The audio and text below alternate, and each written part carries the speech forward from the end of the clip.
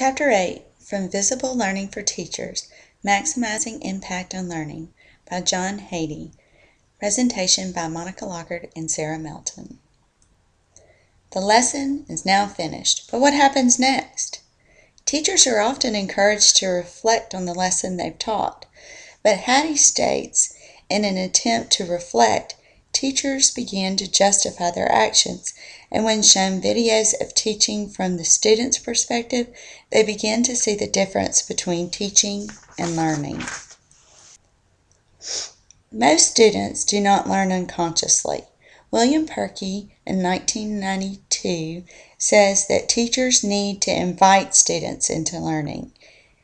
He labeled 4 patterns of lessons and asked students to classify which category the lesson they participated in fell.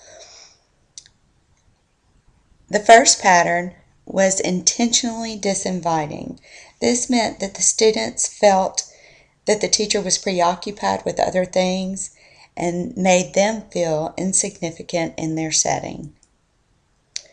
Unintentionally disinviting means that the students felt the teacher had good intentions but was patronizing and more concerned with procedures than learning, and that there was also a low level of interaction and a high level of negativity present in the classroom.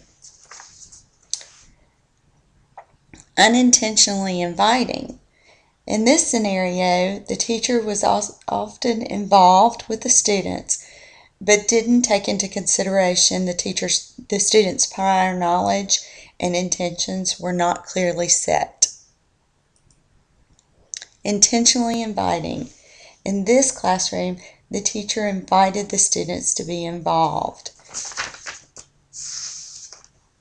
She was optimistic and aware of each student's progress within the lesson.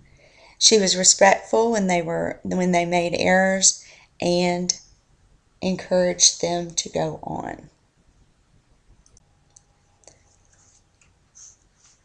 The key dimensions for evaluating whether students were invited to learn were: respect. Did the teacher communicate that she felt the students were capable of learning and have value?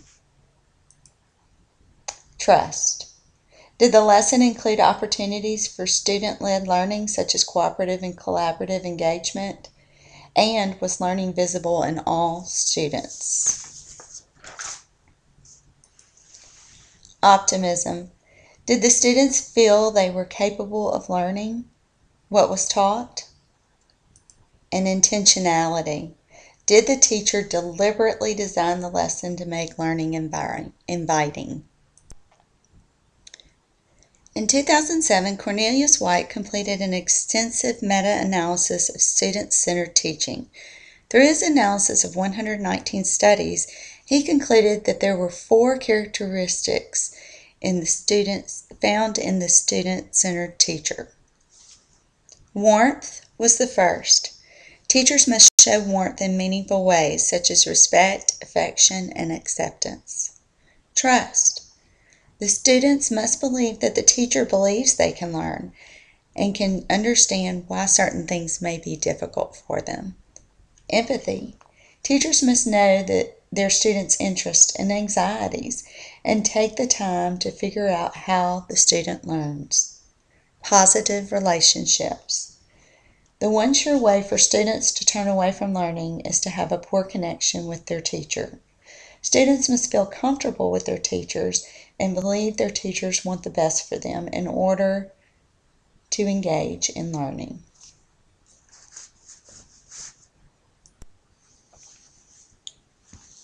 The lesson experience from the teacher's perspective.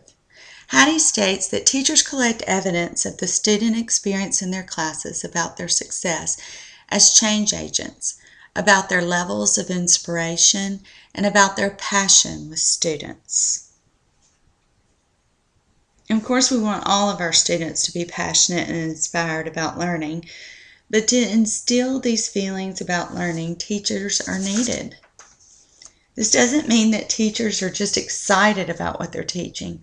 According to Steele in 2009, he described a sense of with-itness, which means teachers are involved in the students' learning and also involved in evaluating their own effect on the students.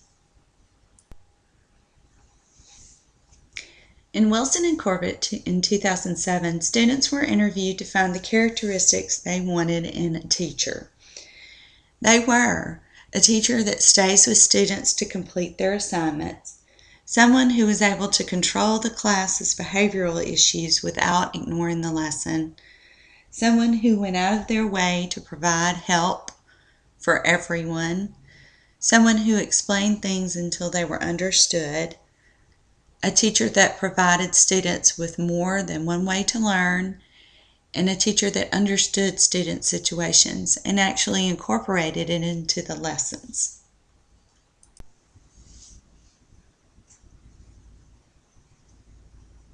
The effect teachers have on students is seldomly measured, but student evaluations of teachers, or SETs, can be used to do so.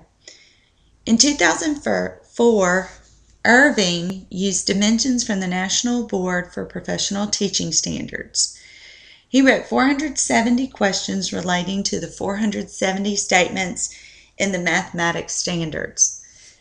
Through focus groups, he narrowed down the questions to a 51-question set that he administered to high school students.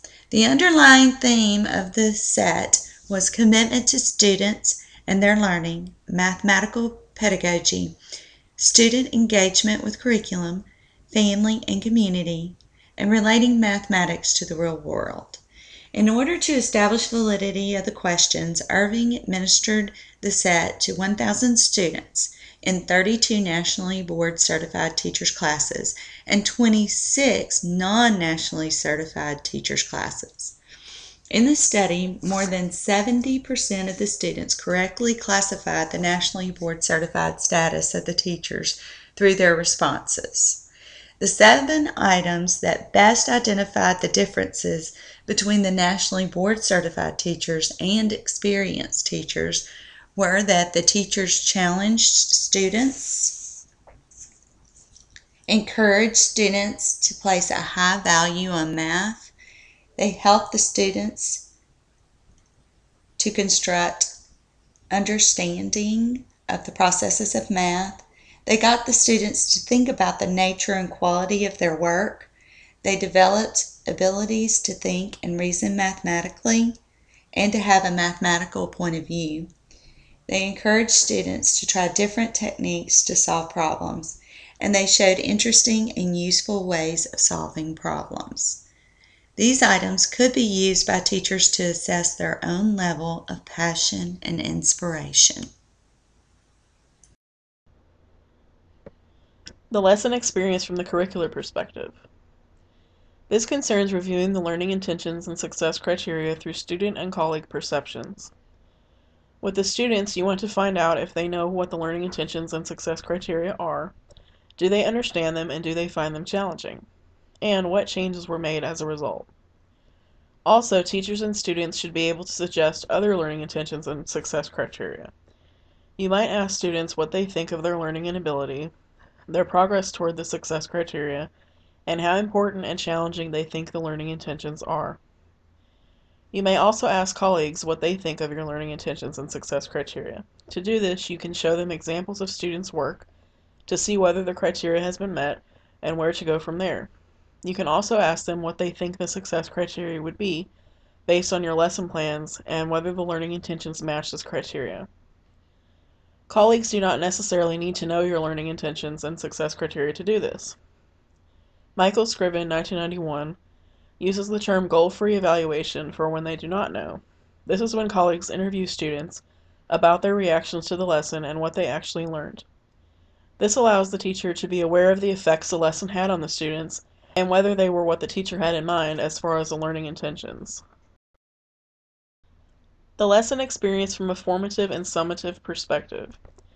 Formative tests are given during the lesson to assess progress in understanding and modify instruction as needed while it is ongoing. I use the term test here, but it's not a test in the traditional sense. Formative means that it's more of an informal assessment just to check that the students are on track during the lesson. and then summative tests are given at the end of the lesson to assess what has been learned. Most assessments are summative, and if teachers have high-quality summative assessments in place, they are more likely to use formative assessments and therefore have the information they need to make changes during the instruction. This quote from Hattie 2012 describes the characteristics that formative assessments should have. Tests that are most powerful for formative interpretations tend to be those created to measure what is to be taught in a series of lessons, not a whole term or year, drawn from a large item pool that references the learning intentions from the curricula, and that aim for each student to get 50% correct and 50% incorrect, because in that way the students and teachers can know what has been accomplished and what still needs to be accomplished. Schools need to decide on a system for reporting student progress and performance during and at the end of instruction. This report would monitor teachers' effects on each student and share interpretations through a data team, for example, with the whole school. Hattie 2012 stresses the importance of such reports by stating that they inform teachers' overall judgments in a collaborative manner. If we cannot inform and enhance these judgments, we are missing the components that have a major effect on students, the teacher's expectations and notions of challenge and progress. Finally, we focus so much on the effectiveness of the teaching, but it's also important to review the efficiency. Here you want to ask whether there could have been a more efficient way to have an effect on student learning and achievement. Hattie calls this cognitive efficiency. This is why having knowledge of many different learning strategies is important, because the use of diverse strategies results in greater efficiency.